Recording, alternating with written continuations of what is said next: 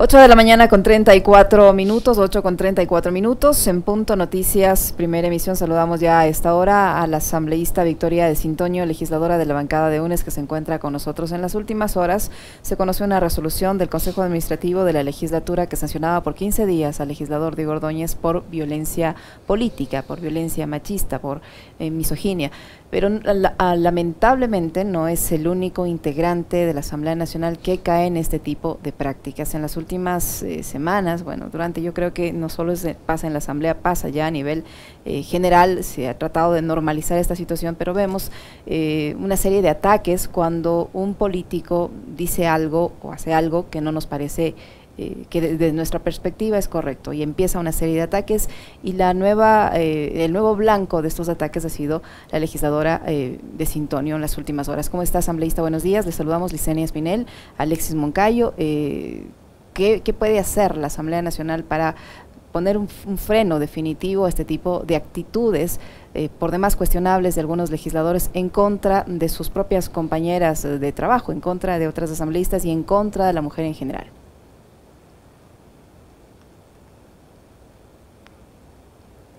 No le escuchamos, me parece que está silenciada, asambleísta. No, active su micrófono, por favor. Está apagado su micrófono. Hola, ¿cómo está? Ahí le escuchamos. Buen día, ¿cómo está? ¿Cómo está? Buenos días.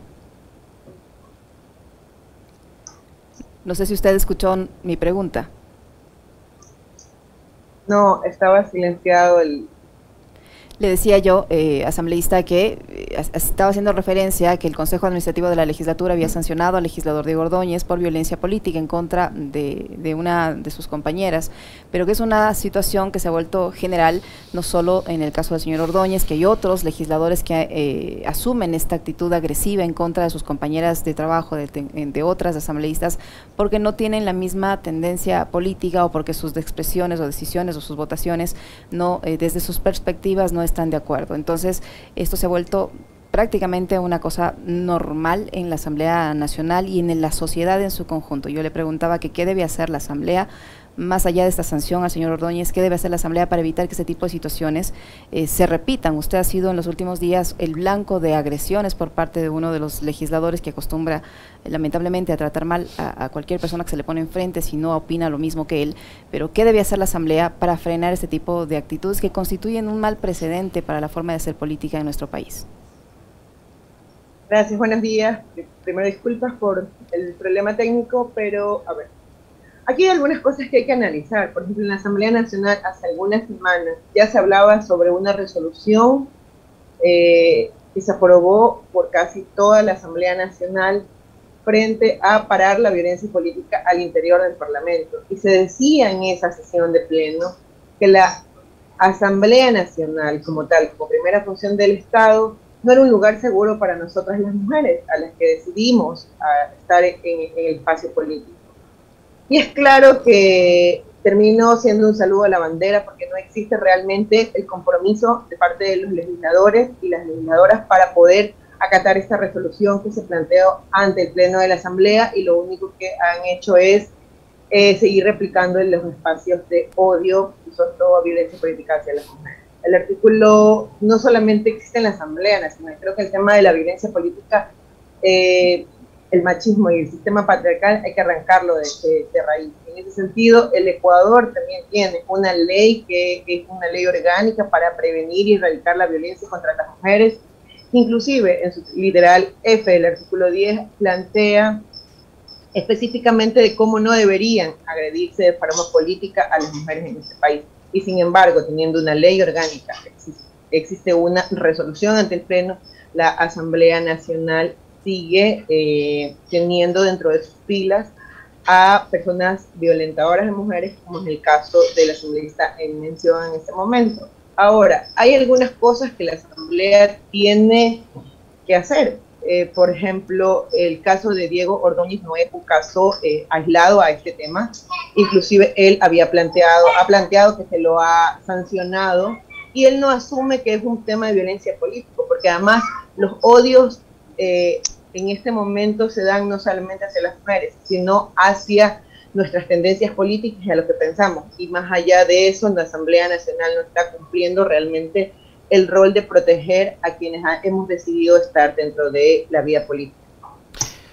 ¿Cómo está, asambleísta? Buenos días. Primero quiero expresarle también a usted, como lo hacíamos hace un momento con el pueblo de Zaruma, en el caso particular suyo, pues a usted la solidaridad por los ataques de los que ha sido también objeto en estos días, ¿no? Vimos cómo Fernando Villavicencio lanzó ahí un trino bastante descomedido, con un tinte y un tono muy machista y racista también, porque lo metió en la colada al Team Delgado, que ya nada tiene que ver, en contra suyo. A ver, estas cosas, digamos, tienen antecedentes, ¿no? El otro día alguien recordaba que por la misma razón que hoy el CAL ha sancionado a Diego Ordóñez, en su momento fue sancionado Dalo Bucaram, en algún periodo anterior legislativo.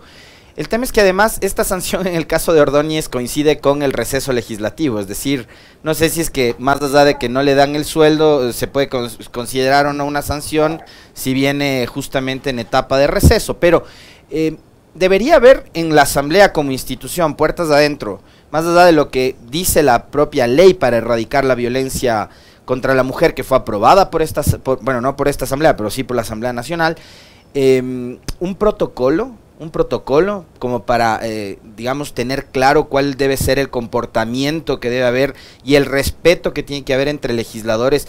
Y le digo una cosa adicional, indistintamente de que esto sea entre hombres y mujeres, o sea, entre hombres mismos, ¿no? Como para que el nivel del debate en el Ecuador por fin tenga otro tinte. ¿Debería haber un protocolo para este tipo de cosas, puertas de adentro o no, legisladora? No solamente el protocolo que planteas, sino adicionalmente asumir cosas que cuando están en sus 10 minutos de exposición o sus 10 minutos de curul ante el Pleno, expresan de manera golpeándose el pecho y rasgándose las vestiduras, planteando el tema de violencia contra las mujeres. Esto no es un tema que pasa solamente, tú bien lo mencionaba Alexis, no solamente pasa si somos hombres o mujeres dentro del Pleno, sino que pasa por el odio al interno de qué tendencia política tenemos. Entonces, en algunos momentos, esto no es de ahora, en algunos momentos se han salido las sesiones del Pleno de las manos de la presidenta de la Asamblea por no poder controlar los gritos y las amenazas y los insultos que se tienen dentro de los asambleístas y sobre todo, y tengo que decirlo aquí de manera muy clara, sobre todo a la bancada de UNES. Siempre hemos sido los más atacados, los más insultados y sin embargo esto se traduce o termina teniendo este tipo de violencia hacia ciertas asambleístas, como lo hemos visto en ese momento. Tenemos dos casos, los más evidenciados en este momento, el caso de Ordóñez contra una asambleísta de UNES, el caso de Villavicencio en contra de otra asambleísta de UNES. La verdad es que lo que pasa en este momento dentro de la asamblea no debería pasar en ningún lugar. Todos los espacios tienen que ser seguros para las mujeres, para que podamos trabajar, desenvolvernos en el ámbito que querramos de manera segura. Adicionalmente a esto, a mí me parece que sí es lamentable lo que ha pasado con el señor Ordóñez. Sería un premio, ¿no? Porque al final del día lo que se evidencia aquí es que se lo sanciona, pero no se lo sanciona para las votaciones, que justo entramos en vacancia. Entonces, ese es el compromiso que realmente deberíamos ver desde la sociedad, desde la primera función del Estado que se está haciendo para erradicar este problema. Hace poco teníamos una discusión sobre el tema de la ley para la interrupción del embarazo y se planteaban muchas cosas en relación para que las mujeres no nos violenten, para que no nos violen y no quedemos, y producto de esa violación, quedemos embarazadas. Pero, por ejemplo, veamos cuántos realmente de los asambleístas que están dentro del Pleno tienen el compromiso para erradicar este tema de raíz y han hecho una fiscalización a esta ley, una ley que no tiene presupuesto, una ley que no tiene ente rector, que la señora secretaria de Derechos Humanos poco o nada está haciendo por esta ley y que evidencia que desde la institucionalidad no podemos o no tenemos la voluntad política para sacar esto de raíz. Asambleísta de Sintonio, ¿usted piensa denunciar su caso también, como en su momento lo hizo la legisladora Palacios en contra del señor Ordóñez? ¿Usted piensa hacer lo propio en contra del señor Villavicencio? porque claro, como decía Alexis, la violencia de este legislador y de otros en general no es solo contra las mujeres, basta con ver una sesión de la Comisión de Fiscalización y observar cómo hacen política, denostando, criticando, acusando, juzgando, sentenciando a los legisladores, acusándolos incluso de cosas absolutamente graves sin una prueba en la mano que indique que en efecto la persona a la que se refiere tiene una sentencia que diga que es el delincuente al que se refiere. Pero eso se ha convertido en una costumbre y no se han salvado ni hombres ni mujeres. ¿Usted piensa seguir un proceso en contra del legislador Villavicencio al interior de la Asamblea Nacional para que también reciba una sanción? Quiero dejarle claro a la ciudadanía y a todos los asambleístas, asambleístas que indiquen nuevamente a replicar sistemas de violencia al interior del Parlamento. Esto no es un ataque contra mí, esto no es un ataque específico a Victoria de Sintonio. Yo creo que esto ya viene siendo repetitivo, la bancada va a tomar una decisión y no solamente es una queja ante el fiscal para que lo tienen durante los próximos 15 días de vacancia al señor Villavicencio, sino que es una queja también, se tiene que presentar una acción ante el Tribunal Contencioso Electoral. El artículo 61 del Código de la Democracia plantea de manera clara que se puede iniciar un proceso al órgano de la función electoral encargado de administrar justicia electoral y conocer las denuncias sobre violencia de género. El 280 del Código de la Democracia plantea que son actos de violencia contra las mujeres en la vida política, entre aquellas acciones, conductas u omisiones en contra de mujeres basadas en su género o en el ámbito político, que realicen cualquier expresión que denigre a las mujeres en un proceso electoral o en el ejercicio mismo de sus funciones.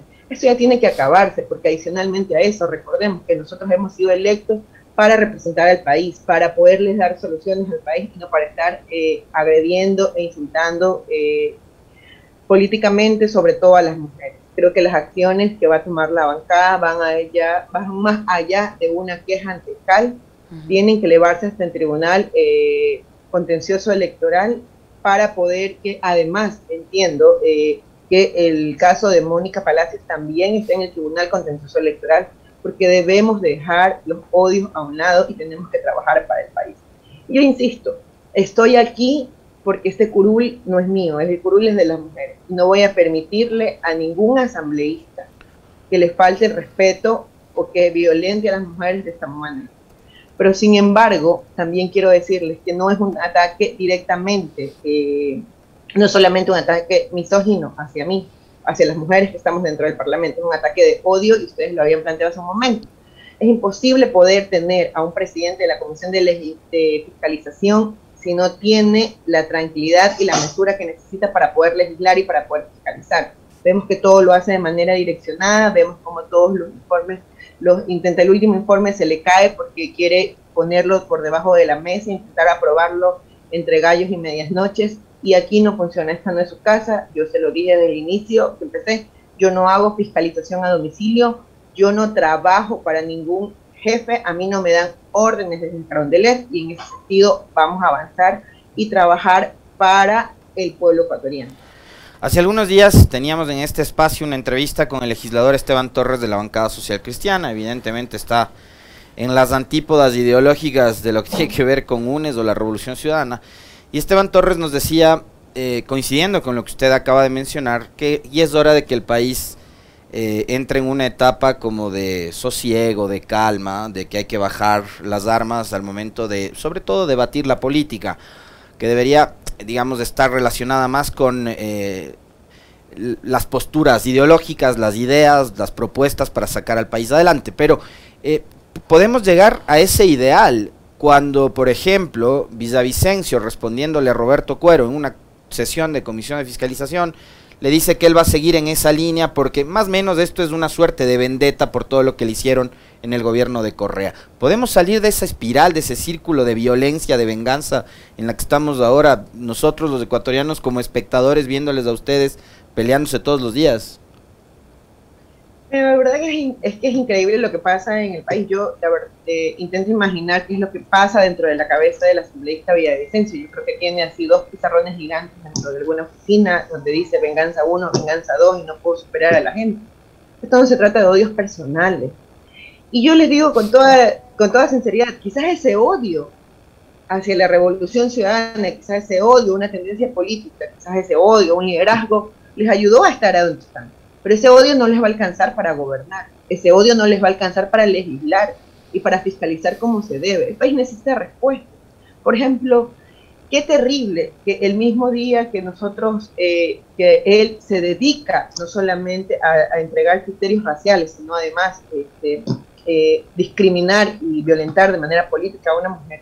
Ese día la Asamblea discutió un proyecto de ley en contra de la banca, que es importantísimo para la gente, que les estamos diciendo que nosotros podemos construir cosas para la gente, que podemos llevar al pleno de la Asamblea y a la ciudadanía, a la gente de a pie, entregar soluciones reales. Pero, por ejemplo, todo se empaña por el circo que quieren hacer de la Asamblea Nacional. Estamos intentando legislar para la gente. En este momento, por ejemplo, y quiero aprovechar el espacio, por ejemplo, el próximo año ya sale la derogatoria para el tema de la ley, de la mal llamada ley humanitaria. Este año ya revisamos cómo mantener parada a la banca. Se tiene que revisar, estamos peleando también por otras cosas al interior de la fiscalización, como revisar cómo están los presupuestos asignados para cada una de las políticas públicas. Y eso es lo que la gente necesita. No estar en estos espacios de circo o armar un show porque quieren levantar esto que tienen en esas pizarras mentales o físicas, no sé cómo las tienen, de venganza 1, venganza 2, odio 1 y odio 2. Creo que eso ya es suficiente. Más bien aquí tenemos que proponer y sobre todo, yo les digo con toda sinceridad, si yo vine aquí por las mujeres, si yo estoy aquí porque este curul es de ellas, con lo que pasó el pasado martes, creo que tiene que ser una lucha incansable para sacar el patriarcado, para sacar los espacios de odio hacia las mujeres, para acabar con la violencia política y con la violencia total hacia nosotros. Hay que erradicar este tema, este problema de raíz, y para eso vamos a seguir trabajando. Pero no es contradictorio, asambleísta de Sintonio, que el ser una mujer, la presidenta de la Asamblea Nacional, no pueda controlar y evitar que este tipo de situaciones se den y poner un freno y hacer respetar a todas y todos los legisladores para que la forma de hacer política en la Asamblea se convierta en una cosa de gente civilizada. ¿Cómo evalúa usted la actuación de la presidenta, la forma como ella ha manejado las sesiones y esta permisibilidad que ha tenido para no controlar estas cosas? A ratos es una cosa incomprensible. Si ustedes seguramente siguen los plenos de manera constante, es increíble cómo a nosotros nos atacan, nos dicen que hemos pactado, que somos los corruptos, una serie de cosas que no tienen ni pies ni cabeza. Pero sin embargo, quienes hacen el pacto para que se conforme la Asamblea Nacional y se conformen las autoridades de la Asamblea Nacional, son quienes en algunos momentos, en muchos momentos, le han dado la misma espalda a la presidenta de la Asamblea Nacional, la presidenta Guadalupe Llori. Y en ese sentido, yo no entiendo ahí cuál vendría a ser totalmente su posición, pero una de las posiciones que sí debe tomar la presidenta de la Asamblea es no permitir las peleas, las discusiones y la violencia al interior del pleno de la Asamblea. El Parlamento tiene que servir para entregarle soluciones al país, propuestas positivas al país, y no para que se genere 10 minutos de curul o de cámara para insultar al otro legislador, a la otra bancada o a la otra tendencia. Creo que más allá de poder tener esto, la Asamblea Nacional sí tiene como institución que generar un espacio seguro para las mujeres, tiene que generar un espacio que a la interna se pueda traducir como espacio seguro, pero que adicionalmente a eso genere de la misma manera una fiscalización hacia afuera y que el espacio seguro para las mujeres sea todo el país y todas las instituciones del Estado. Yo le mencionaba hace un momento la entrevista y el diálogo que mantuvimos con Esteban Torres, porque él en esa entrevista, cuando hablaba de ir hacia un proceso de pacificación de la política, me mencionó un tema que está en sus manos, y usted es vicepresidenta de la Comisión de Garantías Constitucionales, y es el de las amnistías, donde hay procesos que incluyen a personajes de Pachacutic y también de la Revolución Ciudadana que han sido injustamente perseguidos a partir de los acontecimientos de octubre del 2019 acá en el Ecuador. ¿Cómo marcha ese proceso? ¿Qué tan importante es para ustedes como comisión? ¿En qué lugar de prioridades está? ¿Y para cuándo podría conocer el país un resultado sobre el tema amnistías? Los tiempos ya están determinados por la normativa, tenemos 30 días una vez el abogado de conocimiento, estábamos saliendo del tema Pandora, pero sin embargo para nosotros esto es de vital importancia, no solamente porque existen líderes sociales que representen en uno u otro movimiento, sino que todavía no vemos una solución a las cárceles. Entonces estamos viendo, por ejemplo, hemos hecho un proceso de fiscalización frente a dentro del sistema penitenciario, de las amnistías que se estaban planteando, cuántas se han realizado, qué qué espacio tienen, qué realmente personal tienen para tramitarse esto dentro de del sistema penitenciario, y vemos que avanza muy lento. Entonces, para nosotros, este proceso de amnistía es importante porque el miedo de estar dentro de un recinto penitenciario y no tener las garantías para personas, como usted bien lo había mencionado, Alexis, que están injustamente procesadas por una lucha social, sería bastante injusto para el país, para sus familias sobre todo, y para ellos mismos. Entonces nosotros ya hemos conversado con el presidente de la comisión, Fernando Cabascango, y hemos planteado y ya trazado una hoja de ruta para trabajar este tema a inicios del año que viene, en el mes de enero.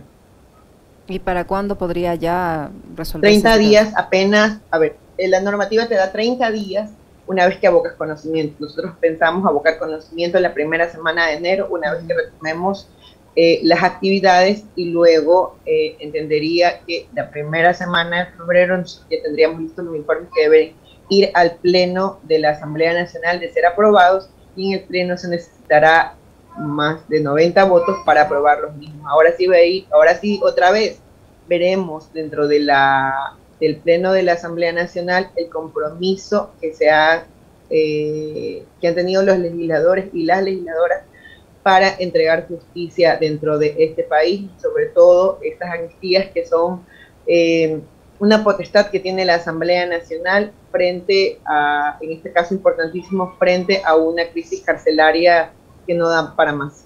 Ahí tengo dos consultas también que tienen que ver con el procedimiento y la forma en la que se va a desarrollar este proceso. La una es, ¿cuántos expedientes tienen ustedes? Es decir, ¿cuántas solicitudes, cuántos casos? Y si estos, al momento en que ya pasen al pleno, van a ser votados en paquete o tienen que ser procesados uno por uno. Se procesa uno por uno. En este momento tenemos más de 150 expedientes. Entiendo, la Secretaría de la Comisión ya está realizando, a pesar de que estamos en vacancia, están realizando la revisión de las fichas de los mismos. Tiene que hacer un informe por cada caso, no es una cosa por paquete como algunas personas lo habían planteado, pero sin embargo sí pueden existir, por ejemplo, personas o grupo de personas que planteen amnistías con casos, con expedientes personales, pero que al final del día tienen la misma SMIL, por ejemplo, en defensa de la tierra, defensa de la naturaleza, el caso de octubre, etcétera, etcétera, etcétera. Entonces, quiero decirles que el procedimiento sí es, yo recibo la carpeta la revisamos en todos los requisitos en orden que la normativa nos permita aprobar, que le vamos al pleno de la comisión y se aprueban uno por uno. En el pleno de la asamblea se deberían determinar si existe una coincidencia o un aparejamiento por temáticas. Otra cosa que me quedó suelta ahí, y yo sí quisiera que nos dé un poco más de luces y de información, porque lo conecto con la primera entrevista que tuvimos hoy y con una de las entrevistas que tuvimos de esta semana con el economista Carlos Marx Carrasco, que tiene que ver con el incremento de salario de $25, qué tan bueno puede resultar esta decisión del gobierno si sigue en vigencia la ley humanitaria. Usted ha dicho, UNES prepara un proyecto de ley para derogar la ley humanitaria. ¿Quién lo va a presentar y cuándo lo van a presentar? Nosotros ya lo presentamos, Alexis. Ya está en manos de la presidenta Yori. A ver, el proyecto de ley humanitaria ya pasó el primer debate dentro de la Asamblea Nacional, en este momento está en la comisión y ya lo vamos a levantar segundo informe para levantarlo nuevamente el pleno de la Asamblea. Entonces, esta votación va a ser una de las votaciones más importantes que tenga el pleno de la Asamblea para el próximo año, porque determinará realmente quiénes están trabajando con la gente. Nosotros hemos propuesto, por ejemplo, nosotros planteamos como bancada, yo presenté el proyecto de derogatoria a este proyecto, a esta ley mal llamada humanitaria, pero intentábamos salvar el artículo 25 que sostenía la esperanza que tenían para la estabilidad laboral de nuestros médicos, de nuestros héroes de bata blanca, de los servidores de salud como tales, no solamente médicos, enfermeras, camilleros, las personas que lavan las sábanas en los hospitales, etcétera, etcétera. Todos aquellos quienes participaron. Lamentablemente, la decisión de la Corte Constitucional ha bajado esta esperanza que se dio con el gobierno anterior, que además la plantearon totalmente mal y que era totalmente demagógica. Entonces nosotros en este proceso, segundo informe para levantarlo al pleno de la Asamblea, ya estamos planteando la derogatoria total de la ley, pero entiendo que todavía se quieren revisar algunas cosas que van encadenadas al último proyecto que aprobamos para determinar que los usuarios no tengan estos problemas de deudas por con las tarjetas de crédito por una o dos deudas. Alivio financiero que le llaman. Han generado exactamente, también se están planteando la misma parte de condonación para el tema de servicios básicos, y en eso estamos trabajando. Por eso esta ley tiene que salir en enero del próximo año, y adicionalmente a eso planteando de manera amplia y general la derogatoria total. Ahora, lo que entiendo es que esto, a ver, ustedes han presentado ya el proyecto de ley para la derogatoria del tema de la ley humanitaria, que es esta ley que propició el despido masivo de trabajadores y la reducción de los ingresos y los horarios, y todo está en manos de la señora Zori y del CAL. Entonces, la mirada de todo el Ecuador debería estar sobre ellos, ¿o cómo es el asunto? No, a ver, nosotros presentamos, una vez que ingresamos a la Asamblea Nacional, yo presenté, creo que fue en junio, si no me equivoco la fecha, yo presenté el proyecto de ley. La comisión ya ha trabajado cómo se manejan los proyectos de ley dentro de la Asamblea Nacional, o las reformatorias a los proyectos de ley. El asambleísta lo presenta, el CAL lo califica, eso ya fue calificado, el CAL lo remite a una comisión, esta comisión lo han remitido a la misma comisión de la que soy vicepresidenta, que es la de Garantías Constitucionales. Nosotros ya hicimos el análisis de la reformatoria para el primer debate. Esto ya se elevó al Pleno, el Pleno tuvo la discusión y entregaron las recomendaciones que tienen los asambleístas. Una vez esto nuevamente regresa a la Comisión de Garantías Constitucionales, esta nuevamente tiene que sentarse a discutir en Pleno de la comisión, definir un nuevo y último informe, sería el segundo informe, para nuevamente llevarlo al Pleno de la Asamblea, y ahora sí se vota. Por eso yo les digo que en enero se da la votación, porque ya ha pasado todo el proceso que tenía que darse dentro de la comisión. Pero que vaya a votación también depende de la señora Zori y del CAL, pues. O sea, habrá que esperar voluntad política. Más del CAL es la agenda de la presidenta. Okay. ¿Y cuántos votos necesitan para aprobar esto? ¿Y han conversado con las diferentes bancadas para asegurar esa votación? Hasta ahora entiendo que no existe una conversación avanzada, pero sería ingenuo por parte de las bancadas no aprobar. Para la bancada UNES, uno de los compromisos de campaña, la bancada Pachacuti de igual manera, la Izquierda Democrática de igual manera. Tendríamos que ver cómo funcionan las demás bancadas, el Partido Social Cristiano, el BAN y los independientes. Entonces aquí, pero son compromisos nuestros asumidos por los votantes, y yo les decía, o sea, lo tengo siempre en la cabeza, porque el voto no representa solamente ir y que me den un certificado, significa entregar la confianza a una persona para que pueda trabajar por mí desde el poder que se encuentra, desde la función que se encuentra. Y en ese sentido los asambleístas tienen el compromiso moral y ético de trabajar para la gente.